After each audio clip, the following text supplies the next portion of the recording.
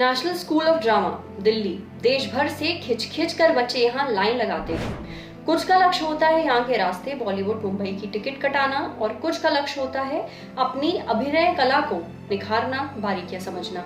लेकिन ये मौका बहुत मुश्किल से मिलता है क्योंकि साल में सिर्फ 26 सीट्स होती हैं। 1985 का वो साल बेहद लकी था क्योंकि एक नहीं बल्कि 2 जाबड़ कलाकार एक साथ उस साल एनएसडी में साथ आए। पहली बार मिले। एक था जयपुर का मासूम सा लड़का जो चेहरे पर ठोस गंभीरता ओढ़े चलता था, जिसका मकसद था मुंबई जाना और फिल्मों में काम करना। दूसरी थी दिल्ली की टॉपर लड़की, हर सब्जेक्ट में तेज, जिसका फिल्मों से कोई लेना देना नहीं था। वो तो थिएटर टीचर बनने आई थी। अपनी फ्रेशर्स पार्टी में दोनों मिले और वहीं से दोस्ती शुरू हुई।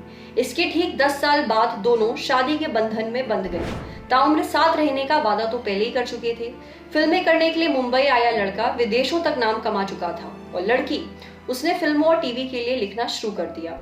वो लड़का जो दुनिया छोड़कर गया तो एक साथ करोड़ों आंखें भीग गईं। अनगिनत हाथ आसमान की ओर उठे और एक दुआ निकली, तू था, तू है, तू रहेगा। वो लड़का जिसे दुनिया में इरफान के नाम से जाना गया। वो लड़की जिसे लोग सुतपा सिकदर कहते हैं। चवन्नी चांद ब्लॉग को दिए इंटरव्यू में इरफान और सुतपा ने बताया कि किस तरह दोनों पहली बार मिले। इरफान ने बताया कि माँ चाहती थी कि दिल्ली आने से पहले मेरा निकाह हो जाए, लेकिन मेरा मन नहीं था। जब पहली बार एनएसडी आया तो पता चला कि लड़कियां भी दोस्त हो सकती हैं। दोनों एक दूसरे को पसंद आए तो बातचीत शुरू हुई। इरफान को सुतपा की समझदारी पसंद आई तो वो उनके मासूमियत पर रीझ गई। इंटरव्यू में सुतपा ने बताया कि मुझे कई दफा कोफ्त होती थी कि भला इस उम्र में कोई इतना मासूम कैसे हो सकता है। साथ में ग्रेजुएट हुए, दोनों साथ रहने लगे। शादी का ख्याल दिमाग में आया ही नहीं, ना उसकी जरूरत महसूस हुई। इरफान सुतपा के घर आते जाते रहते थे। जब 1992 में मुंबई में दंगे हुए तब माहौल खराब हो गया था। तब इरफान ने सुतपा से कहा था कि अगर तुम्हारी माँ चाहे तो मैं धर्म परिवर्तन कर सकता हूँ। सुतपा की माँ ने मना कर दिया। घर पर कोई नहीं पूछता था कि शादी कब करोगे या नहीं करोगे। आखिर जब शादी की जरूरत महसूस हुई तब कर ली। इरफान ने बताया कि बड़े बेटे का जन्म होने वाला था, घर लेना था तो कागजों की खानापूर्ति भी करनी थी, इसलिए शादी की, वरना लिव इन में तो कई सालों से रह ही रहे थे। सुतपा ने बताया कि मैं इनके परिवार में गई तो मेरे लिए धारणाएं टूटी। संयोग ऐसा रहा कि दिल्ली में होने के बावजूद इरफान के पहले मेरा कोई मुसलमान दोस्त नहीं था। इरफान पहले मुसलमान दोस्त हैं जो बाद में मेरे पति हो गए।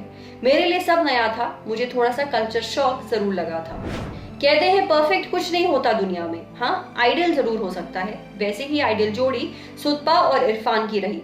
थिएटर के दिनों में भी सुतपा इरफान की सबसे बड़ी क्रिटिक थी।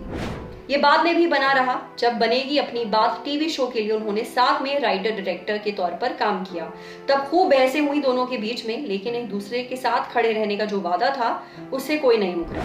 सुतपा ने खामोशी, शब्द, सुपारी जैसी फिल्मों के लिए लिखा, लेकिन चूंकि फिल्मों को लेकर उनका झुकाव कम था इसलिए ज्यादा काम नहीं किया उन्होंने इंडस्ट्री में। इंटरव्यू में बताया कि मुझे कोई अफसोस नहीं रहा कि मैंने काम छोड़ दिया। मैं टीवी पर एक्टिव थी, बाद में टीवी पर भी कुछ करने लायक था नहीं। उन्होंने माना कि वो फिल्म के लिए जरूर नेटवर्किंग नहीं कर पाई, स्टारों से दोस्ती नहीं की, शब्द फिल्म की शूटिंग में भी एक दिन नहीं गई, लेकिन अपने इरफान के लिए हर वो चीज जोड़ जोड़ कर हासिल की जो वो चाहते थे। दोनों को ही नेचर से बड़ा लगाव रहा।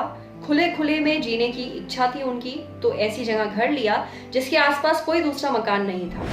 2018 में इरफान को न्यूरो एंडोक्राइन ट्यूमर डिटेक्ट हुआ कि एक बहुत ही रेयर बीमारी है जिसके बारे में जानकारी वैसे भी कम उपलब्ध है। इसके बाद वो विदेश चले गए अपना इलाज करवाने के लिए। वहां से लौटे तो अंग्रेजी मीडियम फिल्म की। उसी के दौरान उन्होंने मुंबई मिरर को एक इंटरव्यू दिया। उस इंटरव्यू में उन्होंने कहा कि सुतपा के बारे में मैं क्या कहूँ, वो 24 घंटे 7 दिन मेरे लिए मौजूद होती है। अगर मैं जी पाता हूँ तो मैं उसके लिए ही जीना चाहूंगा। वो इकलौती वजह है कि अब मैं जीने की कोशिश करने लगा हूँ। नमस्कार, आदाब, मेरा नाम है सरवत। आप देख रहे हैं ऑर्डिनरी। ये स्टोरी हमारे लिए हमारी साथी प्रेरणा ने लिखी है। ये वीडियो फेसबुक पे देख रहे हैं तो हमारे फेसबुक पेज को लाइक करिए। यूट्यूब पे देख रहे हैं तो हमारे चैनल को सब्सक्राइब करिए। बेल आइकन पर जरूर क्लिक कर दीजिए ताकि जब भी हम कोई नया वीडियो अपलोड करें तो उसका नोटिफिकेशन आप तक सबसे पहले पहुंचे। Thank you.